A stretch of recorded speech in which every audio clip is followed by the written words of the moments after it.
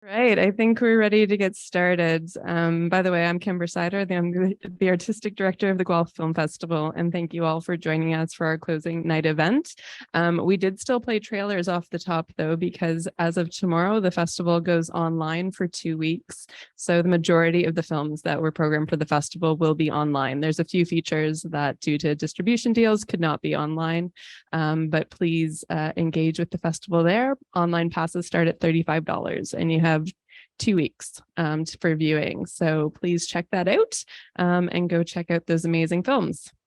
All right, on to tonight. This evening, we have Aimee Copping as our moderator. Aimee is a teaching musician and the creator of the Black Ball program. Black Ball was launched in Toronto's Regent Park in 2015 to deliver electronic music tools and teaching to at-risk youth, or at-risk, individuals and prison inmates. Aimee has collaborated with Girls Rock Camp Guelph, Art Not Shame, and was a consulting member of the Upper Grand District School Board's Safe, Equitable, and Inclusive Committee. Aimee records and performs as trans star and is currently earning her master's degree in the University of Guelph's Critical Studies and Improvisation program. Aimee's newest project is Songline, a composition and lyric writing workshop for transgender, non-binary, and two-spirit community youth. Songline is performed in partnership with Silence Sounds and scheduled to launch in January 2023. So make sure you check all of that out. And I will pass things off to Aimee to introduce Chase.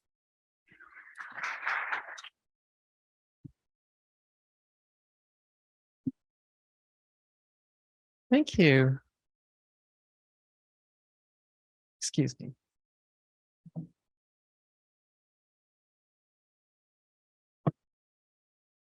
I've been concealing my water in this podium.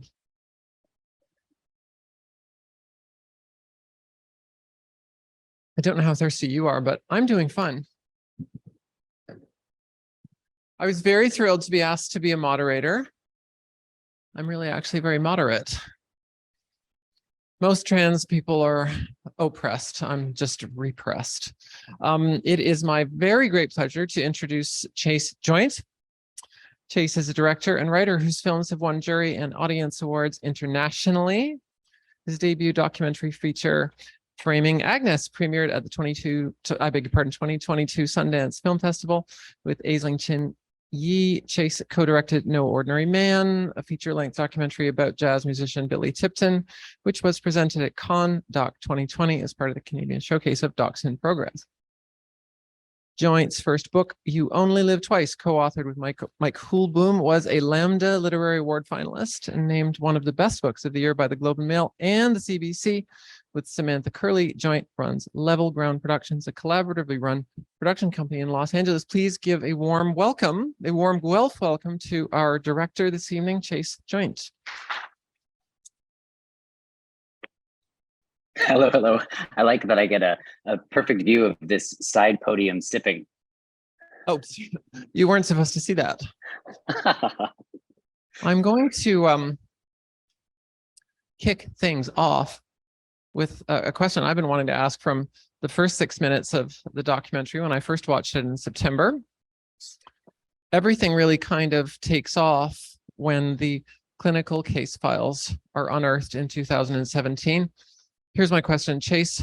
You're really the trans Indiana Jones. Confirm or deny? I'll never say a thing. Fair enough. My next question. This documentary reimagines or reconstructs a bygone era, I think it's fair to say, and it's very appealing for transgender individuals to reflect on a time that seemed more innocent than it really was. Of course, I'm talking about the 1950s, 1960s. It's very nice for me, anyway, to sit back and wonder and dream about a time when we were considered something other than a threat. And at the same time, it's really, I find the most provocative thing about this documentary, and I mean provocative in, the good way. And it's also the most unusual thing about it. And I'm interested to know how you hit on the idea of reconstructing this seductive halcyon days of the last century, mid-century, as a way to challenge received ideas about gender in this century. Yeah, thanks so much for the question. And while I can't see anyone in the room, I very much appreciate your presence and thanks for spending some time with our film. When Kristen and I were in the archives of the private holdings of Harold Garfinkel and we came across the case files as we explore in the film, I was immediately struck by the similarities between the kinds of questions that Harold Garfinkel was asking his research subjects and the kind of questions that I recognized coming out of the mouths of people like Jerry Springer or Dick Cavett or Jenny Jones. And so immediately started playing with the idea of what would happen if we collapsed these contexts of thinking about both medicine and media simultaneously. And as we briefly touch on in the film, but I think, deserves another sort of note of consideration is the fact that many of the people who were seeking services at UCLA at the time had seen Christine Jorgensen in the news in the early 1950s and cited the presence of Christine Jorgensen in the mainstream media as one of the reasons why they understood that people like them existed and that there were ways and pathways and connections and surgeries available to some people more than others. And so again, thinking about not only how medicine is borrowing from media, but then how media starts to borrow from medicine as these concurrent tracks of meaning making about the trans and gender nonconforming people in the mid-century, in particular, when we understand that, as is very clearly revealed by Garfinkel and his contemporaries, people had no idea what they were talking about. And in fact, it was the trans people at the center of that kind of narrative making, even while they were having to contort themselves to pass through the gatekeeping at the time. Well, and on that same note, I think that it's a foregone conclusion that in generality, we look back on the 20th century, the 1950s in particular, as a jet age, a time of subdivisions and rigid conformity, and the man in the gray flannel suit and very traditional male and female gender roles. But in fact, in film of the 1950s, in certain films, there's actually quite a lot of very subversive. I'm thinking of things like Douglas Sirk's All That Heaven Allows, and Powell and Pressburger's Black Narcissus, and a not that well-known musical called Calamity Jane with Doris Day, which is a virtual, often joyful deconstruction of gender and traditional gender roles. And this is a musical set in the Old West. It's an experience, no matter what gender you are. And today the term 50s housewife embraces a style of dress, a kind of kitchen oven, and a couple of other things that I won't mention in public. I get the feeling on both viewings that this is a film that is wanting and ultimately getting to be actually kind of a movie. Am I totally off on that? Yeah, I love that. No, it's never been phrased quite in that way. And I think that what you're drawing attention to is the ways in which we are collectively borrowing from various familiar narrative cinema styles and tricks and trying to play outside the boundaries of traditional documentary for that reason, to really put pressure on the forms and the formal ways in which transness has come to be represented. And I think you're totally right to lift the various moving image possibilities for transness as a place where people were playing and people were being violently misrepresented and misrecognized in turns, but both things were happening simultaneously. And further to your point, the mid-century is this moment of incredible repression and incredible expression, and the tension between those dynamics is fertile ground for thinking about how trans people were making worlds and communities, regardless of what other people had to say, and regardless about the systems and state powers of health and medicine and prison that were organizing, controlling certain people's lives in certain ways. There's a moment in the documentary, an observation is made that the UCLA researchers didn't want to talk about class, and as the documentary unspools, there are more and more very rapid, it's a very fast-moving film, which I love, and there are these mentions about surgery and money and not being able to afford surgery. Those of us who, of course, are trans and in Canada, thank goodness it's not like that. But I have to ask, for every Agnes and for every Henry, there must have been many thousands of people who couldn't get any surgical help, often simply because they couldn't afford it. And I wonder, is this film in any sense for them? Yeah, it's a really beautiful question. I think that the question of who the film is for is ever changing, and the answer to that question probably changes based on who in the cohort of cast members and creators you're asking. But yes, I think that there's an opportunity through the portal that we travel through with this very small set of case studies, this very small set of humans. And I think it's important to recognize how small and imperfect that set might be, but it gives us access points to the various kinds of life experiences that people had and the various barriers and limitations that they were encountering as they were attempting to make lives that made sense to them against extraordinary institutional odds. And I think that one of the things that arrives through, in some ways, the portraits we get of our transmasculine subjects are the ways in which they're slipping in and outside of institutional legibility and their connections to queer community in Los Angeles in the 1950s in ways that are different from, some of the trans femme identified folks in the same city, in the same time, in the same place. Mm-hmm. Thank you. Well, with that, I'm going to turn to our faithful audience and open up the floor to questions. And if you do not succeed in hearing, I'll just repeat them. So just let me know. We have a microphone. Oh, you do have a microphone. Yeah. I beg your pardon. We're all ready.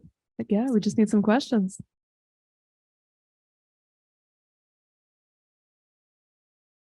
Oh, and now I have access to a giant projected version of my face. So please do join me in conversation. Well, I was going to say, I've never felt so little, and I love it. This is great. Yeah. I feel so This is tiny. the largest my head has ever appeared. Yeah. Hi. Thank you. First of all, is fantastic and entertaining and informative. I'm kind of left wondering about Garfinkel's character, your character, I guess, in a sense. Like going through the archives, you must have got a kind of a sense of who he was. I'm wondering, was this research like an academic opportunity for him only, or did you get a sense of sympathy towards the people he was working with? Did that change over time as he aged? Thank you for that question. Yeah, so, if we had all the time in the world, we could get really geeky about the architecture of this research study at UCLA. Garfinkel was a young sociologist who was attaching himself to various research programs at UCLA at the time, and it was very cross-disciplinary.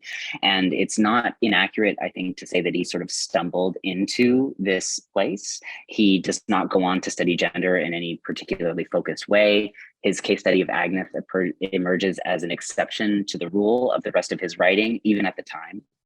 And I think it is right to say that he was sympathetic and developed meaningful relationships with some research subjects, but it's also our access to the truth or lack thereof of that is incredibly unknown. And I think that one of the things that we're trying to think about in the film is authorship and authority at every turn. So we're trying to think about Garfinkel alongside subjects like Mike Wallace, alongside people like me who are making authorial choices and making a kind of world out of data that is being offered by others who ultimately aren't in the editing room or aren't in,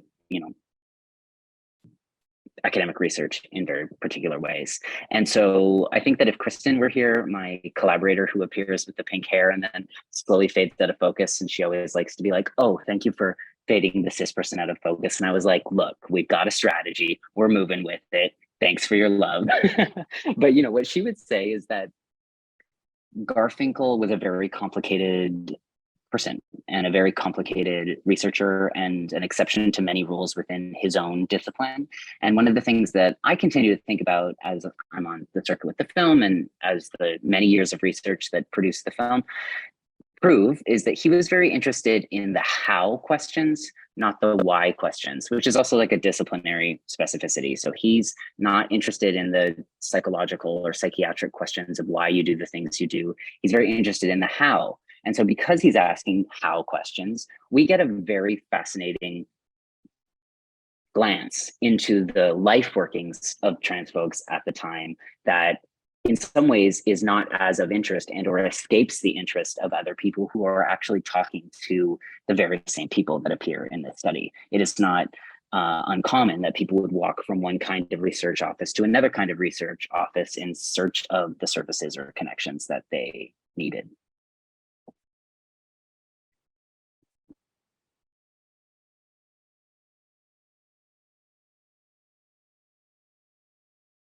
We have a question. Hi. So I was wondering if there were other stories in the archive that you found that you decided to omit for any reason, whether it was because they were either too short or maybe didn't fit, or I don't know. Yeah. I wish I could see all of your faces, and in part just to give you a compliment for the fact that this is not the first time that I've been asked this question, but it's the first time that someone immediately understood that the answer was probably because they were too short, and you are correct. So there are two other case files that appear in the drawer, but they were from or about or documenting people who passed through once. And there wasn't enough meaningful information to, I think, ethically approach a kind of interpretation that we do with the rest. And so they were excluded for that reason.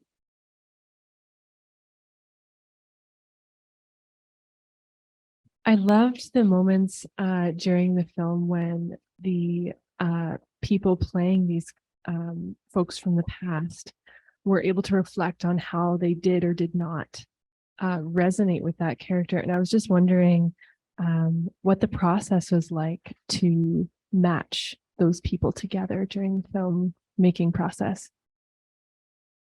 Yeah. So when I was reading the transcripts years and years ago, it was overwhelming to recognize the connections between those on the page and those in my shared world of trans art and cultural production. And so the process of casting was a process of calling and reaching out to people who I either already knew and had worked with or was no more than 1 degree from, and summarizing what at that point was quite a broad stroke summary of a very tight and experimental project, which is to say, look, here's what we have. Here's where we think we're going. And in order to get there, it requires a kind of willingness to collaborate and to improvise and to show up to what I guarantee is probably the most unusual set that you will ever be on. And so it looked like finding someone like Henry on the page, a trans masculine person who's writing about his life in a very particular time, and immediately sparking and thinking about someone like Wolf Valerio, who wrote a very important memoir, a trans masculine memoir published by a feminist press in the early 2000s called The Testosterone Files. That was a kind of life writing that many of us who were thinking about our genders in particular ways at that time sought out as a kind of text, as a kind of reference point. And those kinds of sparks and connections are true for each person that appear in the film. And then if I want to take your question sort of to the next level, which is to say, how do we actually do it? Each of the interview setups in the film are coded in very particular ways. So the center punch interview where people are talking to the camera, they're in contemporary dress, but you'll notice that they are in the scene of their character's historical reenactment. And it's in those moments where our actors are talking explicitly about their connections to the historical subjects. And then when you're sitting down in the dressing room with me, each actor is in a kind of half dress, which is a kind of trans thinking about where we are in time and space. And there we're thinking about context and the sociopolitical context and contours of their investments. And so each of the interview setups have their own kind of container, which allows us to bounce between them and not feel like they're all repeating and or confusing people's investments and why they're there and what they're saying.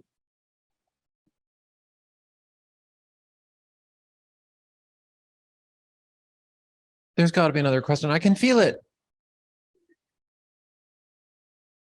Hi there.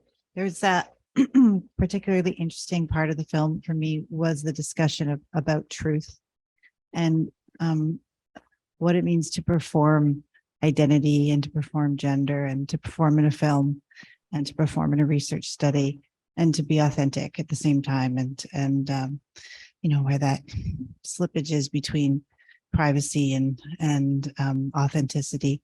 So I guess I just wanted to ask if you could say anything more about that, because I felt like it raised a lot of thought-provoking questions. Thanks for those reflections. And, I think that there are so many different directions that I could take your summary. The one thing that I continue to think about is the pressure put on trans and gender nonconforming people in public to rehearse very particular stories about their lives and positions. And I mean this far outside the contexts of medicine, toward a kind of pop cultural imagination where trans people become the speaking subjects of the movement regardless of their circumstances. And one of the things that I think all of our interlocutors in the film share is a fear and an exhaustion and a hesitation around being continually put in that position. And so also recognizing the ways in which documentary continues to reproduce that kind of excavation and that kind of violence. And even in my best attempts to subvert the form or think differently, we end up reproducing some of the same problems, which is that some people become speaking subjects of very particular issues, and some people feel like they need to step forward and correct a certain kind of record. And so, one of the ways that we tried to address the ever-present tension around that kind of performance is through the inclusion of Jules Gill-Peterson, our extraordinary historian, who I think, if I can say, in the way in which I interpret her presence, is she's sticking her hand out as a gesture and says, come with me, let's walk through these various pathways together. Let me offer you a little bit more data so that we can take a step back and actually depressurize some of the other people in the film from having to do all of that work, to try and democratize that platform a little bit. But I think that the question of truth and authenticity in performance haunts the film, it haunts the history, it haunts the archive, and it also haunts us in the contemporary moment where we are, if I can be so blunt, trapped in quite a flattened conversation about the politics of casting and the politics of performance, and are missing the role of embodiment and inhabitation and all these other things that I think make that terrain so rich and important to consider. So happy to keep talking about it if there's something more interesting I can say to your comment, because I'm very happy to do so. Any other questions? We have time for one or two more if we have some more.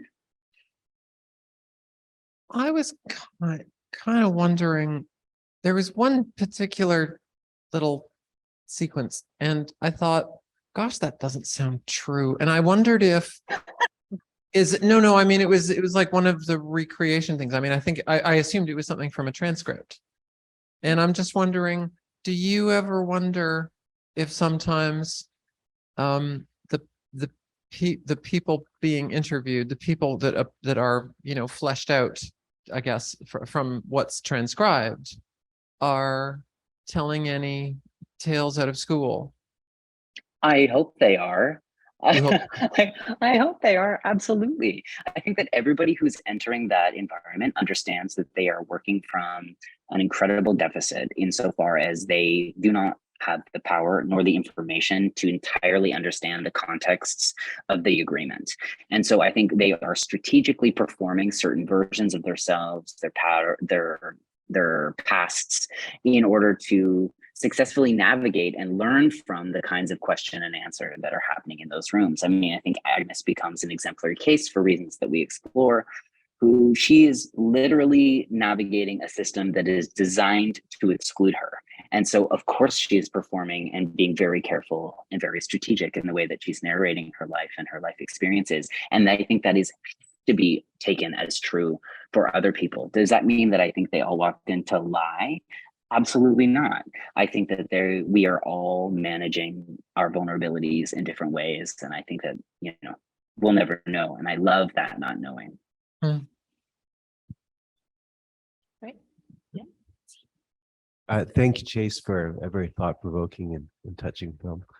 I thought it was particularly effective in transforming transgender people from oddities into humans. just like everyone else. On that vein, for people who aren't don't really understand the gender pronoun thing, can you see a path to making that more accessible to people who don't understand it? And is your question the path to understanding about transness and gender nonconformity more broadly, or about this particular history? Your sound cut out in the middle of your comment, so I just want to make sure that I heard you correctly. Sorry, I'm a little choked up because I was very touched by the film. Thank you. Yeah, so I guess my question is for people who haven't been, such as myself, very much exposed to the ideas behind gender pronouns, that kind of thing.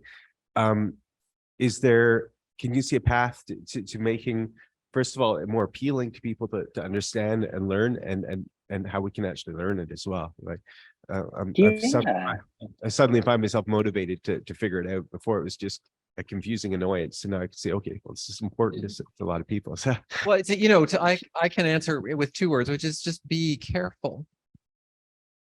But the question was the first directed at Chase. Yeah, I appreciate your willingness to ask the question and to think together. I mean, I think that what I always say, which is more than 2 words, but not that many more than 2 words, is, to trust and believe people when they tell you who they are, period. And if we all build our worlds and connections from that point, lots of things fall away as insignificant or not worthy of our attention or our worry, if we actually are able to meet people where they are and where they need to be.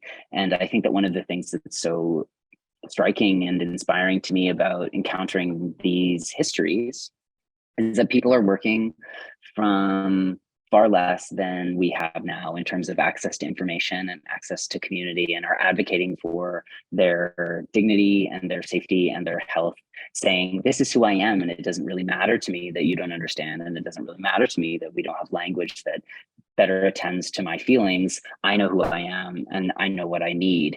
And I think that there's something very foundational and very important about thinking with the logic of that in the contemporary moment. We have more words, we have more pathways. Some people have more rights, some people have more access, but it's not true for all. And I think continuing to return to people understand who they are and people understand what they need. And it's our job to get out of the way of stopping those pathways in a variety of different ways, and to facilitating in ways that we are able. That seems like a really powerful point to start to wrap things up. But I'd like to invite either of you to have any final comments, share any final questions, Aimee or Chase. And just say anything that you'd like to round out this evening. Do you want to go first, big guy? Sure, I can give you I would be so thrilled to give you the final word. I will say that one of the things, I'm so grateful to be zooming in for this conversation, but I am definitely missing the opportunity to see your faces and to engage in this dialogue in a more dual directional manner. I am, in fact, speaking to my own face. And so I just want to say thanks for your willingness to stand up and speak to a screen. And all of us in the film really hope and desire for it to be part of a much larger and broader conversation, many conversations that are intersecting and ongoing. And so we're just happy to be in the room and continuing to think about these things together. And I would say that to me, for me, I guess, what it really comes down to is being very just sort of terribly, searingly honest at all times, and living in a very honest way, and being really, really super, frank about who you are and what you are. And yeah, it's exhausting, but gosh, I'm a pretty happy girl. So, I'm tired, but happy. So, and we all look at things differently. I see a lot of truth in this film, and that's a good thing. Thanks. Maybe lies are good too. Maybe lies are good too. But... Thank you. Well, thank you so much.